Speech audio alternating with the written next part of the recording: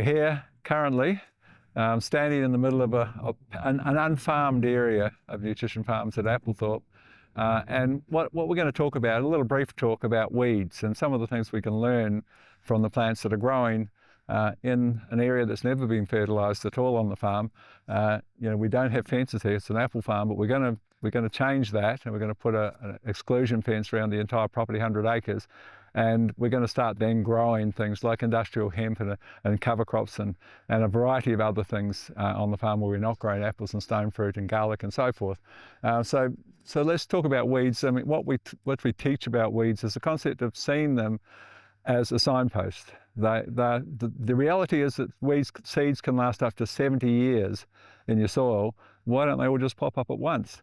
And they don't, of course. It's specific to specific nutrients, a lack of one thing or too much of another, a specific pH of the soil, specific conditions and temperature or dryness or an over-fertilizing response. There's things like foxtail will pop up.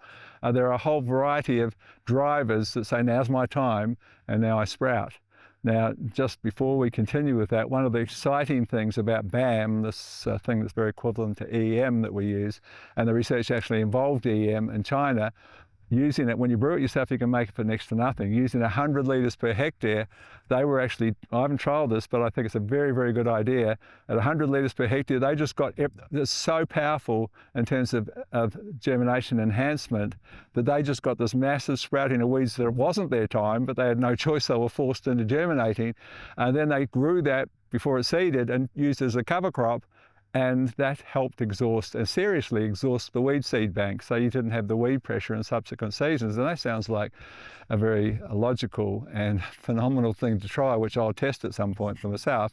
But let's talk about, a few of the weeds in this really quite diverse sward. It's never had any seed in it, it's just what's growing, and there's many, many things. But what can they tell us? And what can we learn and use even commercially in terms of understanding the species and what they do? Now, one thing that we've got lots of all over the unfertilised parts of the farm, and I haven't researched what mineral it's linked to, but what it is, of course, is wild fennel, and this is what we're holding here. So one of the strategies that's emerging, and my friend Grant Sims has been utilising it to great effect, is that the weed that grows and dominates on your farm, sometimes you simply can't correct the deficiencies that relate to it in broadacre scenarios, so you work with it in that scenario, and you say, okay, well, if this weed grows well here, then carrots would grow really well here, same family. Then celery would grow really well here. Well, it happens that carrots do grow really well here because right on the farm next door is a large scale and beautifully produced carrots. So it's a fair guideline that these soils would produce carrots, and that becomes your guideline. Grant talked about a property with Bathurst burr, and he looked at that and said, well, that's the same family as chicory, and so this soil will grow chicory well. Well, it wasn't just that it grew chicory well, but it just completely pushed out the Bathurst burr. So it's something that's seriously worth investigating. Now, we've got things like wild plantain growing everywhere here. We've got things like dandelion. A lot of the broadleaf weeds, plantain included, but the broadleafs, dandelion, are symptomatic of a lack of calcium. Well, this block never would have been limed, and it certainly never had any phosphorus. And we're talking light sandy soils that are traditionally very deficient in both calcium and phosphorus. A dandelion grows where there isn't calcium and phosphorus. That's where, if you've got dandelions growing, that's the signpost for dandelions. You can actually kill dandelions by putting rock phosphate around them because they don't like it, that intensity, because they grow where there isn't calcium and phosphate. And of course, they'll then make some of those things available. So when we look at, there's plenty of clover, and clover's doing this thing of mining what calcium is available. And there's what other things can we talk about? Maybe we'll get Adam to come in and have a little chat, because Adam, of course, is our photographer, but also a very good agronomist, and he'll have a little chat about things that he notices in this little sward. This is some dock. So this one is in the sorrel family. We've also got some sheep sorrel around here, and so that's another one. So more broadly, that's in the Amaranthaceae family. And so you've got amaranth and those sort of things in there, but also like all your beets and spinach and all those other sort of things. Generally, you're going to be in like quite acid soils when you've got the docks and the sheep sorrels. Obviously on another property here, but this is a property I do a bit of work on near Kyogle in the Northern Rivers, just south of the Queensland border. And I just thought it was a perfect property for showcasing some of the weeds. So this area was renovated and then direct seeded with ryegrass in winter. And then ideally this would have been planted into with a summer pasture species mix, and that didn't happen. And so in that transition, the ryegrass went out with a fungal infection, and then we found the ragweed. Thought this was a perfect germination condition. So the ragweeds come up thick. And I just thought it was an interesting one there where you look down this line and there's just that contrast. So these areas, they're a bit rocky, and so the contractor was a bit concerned. And so you can just sort of see the areas that weren't disturbed and the areas that were, and it's completely different germination. It's not that you don't see any ragweed out in the other areas, but just the contrast is quite clear when you look at it. When it comes to function, we can break them into, say, 5 rough categories. We have disturbance-based weeds. This is an obvious example where we've had the rotivating and the direct seeding, and there's a completely different germination condition going on. So these plants are coming up because the ground was bare. In the areas where the ground wasn't bare, they haven't germinated. So disturbance is a major factor. The second category is deep tap-rooted weeds. This is going to be your thistles, your dandelions, your plantains. The ragweed also will fit into the same category of deep tap-rooted. Often these can be associated with disturbances, but the underlying condition is compacted soils, and we're going to be having these deep tap-rooted varieties coming in there and drilling down through that plough pan, through that compaction, and these plants are going down deep to try and bring those nutrients up to the surface. And if we can recycle that vegetation on the surface, so mulch that, try and get it down close to the soil, crimp roll it, get it down close to the soil, we're going to return a whole lot more of that to the topsoil. If you spray that plant, or if it just dies off and oxidizes, a lot of that's just going to get redistributed back out into the atmosphere, and you're not going to lock it up in your soil.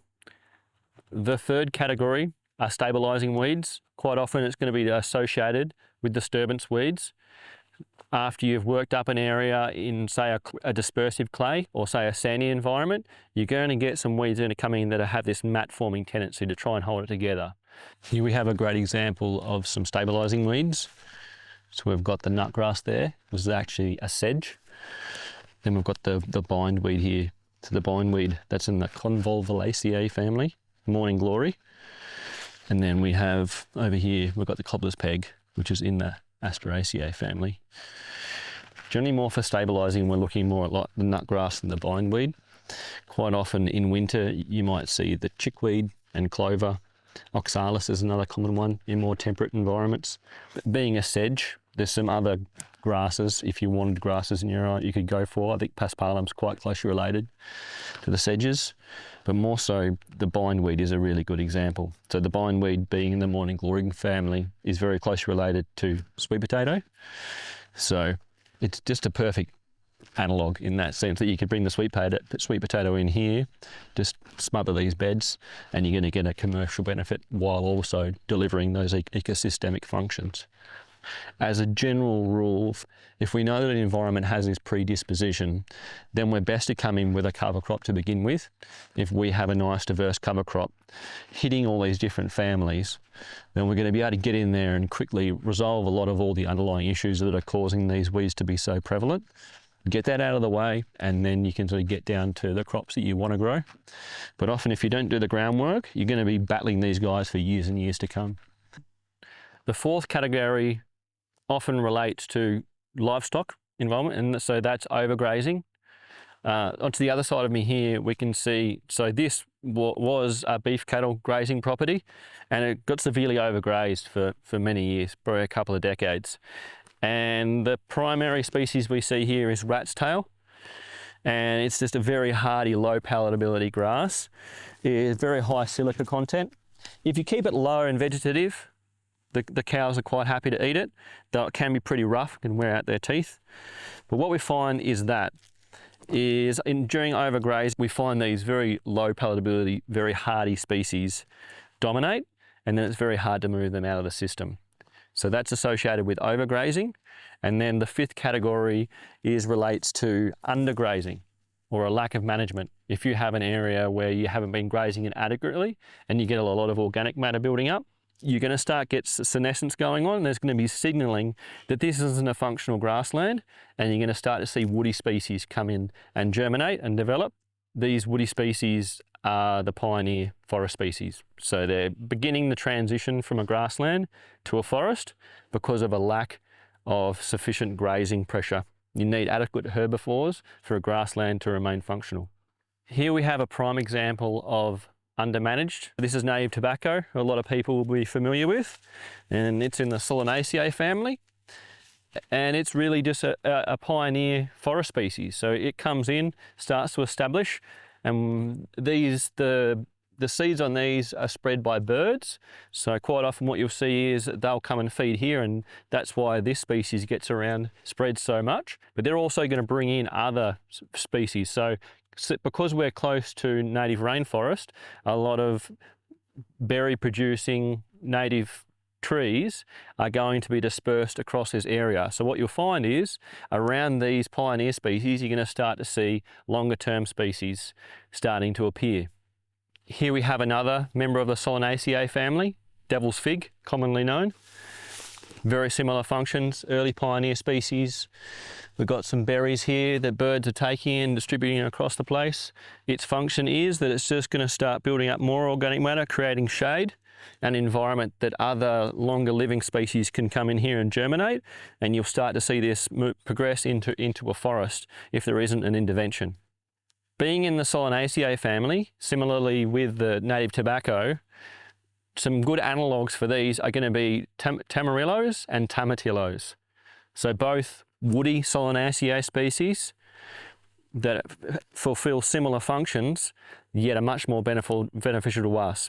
So if you wanted this area to still progress through into a forest, you could be bringing in these species. They're going to have some benefit to you, but also deal with the underlying issues that are causing these plants to germinate. Here we have a bit of a combination of a disturbance and a lack of management. So under-grazing and a disturbance. So this area was burnt about 4 months ago.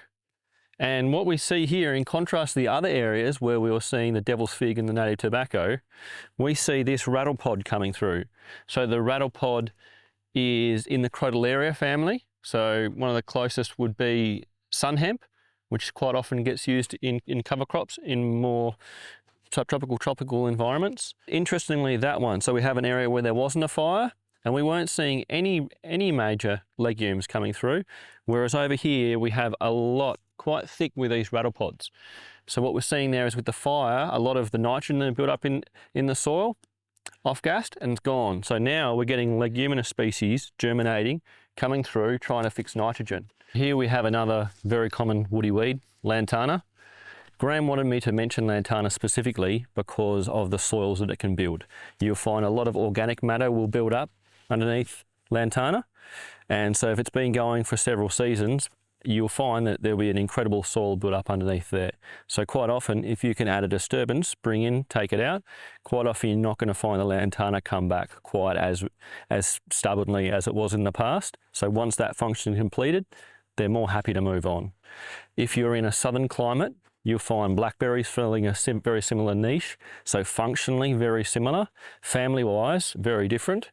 So Lantana is in the Verbenaceae family. So you'll find other more productive crops, say like lemon verbena in there. So potentially if you wanted to replace Lantana with something a bit more functional, you could use lemon verbena. Similarly with blackberries in more southern climates, you'd be able to replace them with other berries, thornless blackberry varieties, etc. So this, of course, is diversity happening naturally, and a wonderful diversity. There would be 20 species or 15, 20 species in this little patch of unfarmed soil. And basically that's, like when we look at the definition of science, the definition of science is adherence to natural laws and principles. And we say, okay, well, we're going to learn from nature, because what we're doing very, very commonly is anything but adherence to natural laws. There's a lot of times we say, we can do better than that. And we're on our knees staring down the abyss with that kind of arrogance that we can do better than perfect. We're talking a perfect blueprint. So we say, okay, we're going to learn from nature. We'll try and do it a bit differently. And when we do look and say, okay, what's the central principle of nature? there is no doubts about what the most important single operating principle in nature is, called biodiversity. The more the merrier is what nature loves. And so we can see this happening naturally in this scenario. And why and how's that working? Because every plant, we talk about plants pumping sugars down, and a third of their sugars, their glucose building blocks, they give away in recognition of these organisms that are going to give back so much in return in this give and you shall receive model. But amongst that, but part of that story of the plant pumping down the sugars is it's not just glucose that it's giving up and gifting to the organisms that are going to gift so much back. It's not glucose. Every plant has a different requirements. If you're a banana plant, you've got a particular need for manganese. They're very, very hungry manganese feeders. So you lace your glucose with substances that stimulate manganese-reducing organisms. And every plant has different requirements. So the greater the diversity above ground, each plant's feeding a different group of microbes, the greater the diversity below ground, and the better you do. The better the soil does, the better that nature loves it. It very much is the more the merrier. Now, I work with a cover crop specialist in the US, and his company, Center Seeds, they do these trials across multiple states. I think it was 40 states, and same design, same trial design everywhere. And that trial design is, we're going to see what plants do with each other in terms of this cover cropping concept. Or even pasture cropping or multi-species cropping, or two or three things together in a commercial crop. So they've got multiple sites in 40 states. There's lots of trials. First block, it might just be oats, depending on whether, or millet if it was summer, or oats if it was winter. And then you just put oats in a clover, or millet in a clover, or whatever the mixture is. And then you have this variety of mixtures, but the 12th block of the 12 controls in every site, the 12th block, you just take whatever seeds left and chuck it together and throw it in there. So now you might have 30 things in there. But in the year before last, or the year before that, every single instance, when they're measuring, root biomass and total biomass and a whole range of parameters of plant health and how they're helping each other, the winner every time on every block on multiple sites in multiple states was the more the merrier. It was the block number 12 where you chucked everything in. And that's really important to understand. That's what multi-species cover cropping is all about. It's the essence of that approach. Hopefully there's some indications on your farm you can walk, and it's really important that you avail yourself of the knowledge of what species the weed is. It's a Latin word, that's Asteraceae or whatever it is. And then it may be helpful for you to understand what sort of things drive that and why it's there, but also how you might work with that understanding and plant a crop that's going to do really well wherever that weed is, and possibly outcompete the weeds. So it's a really good lesson to learn. So thanks for listening to that one.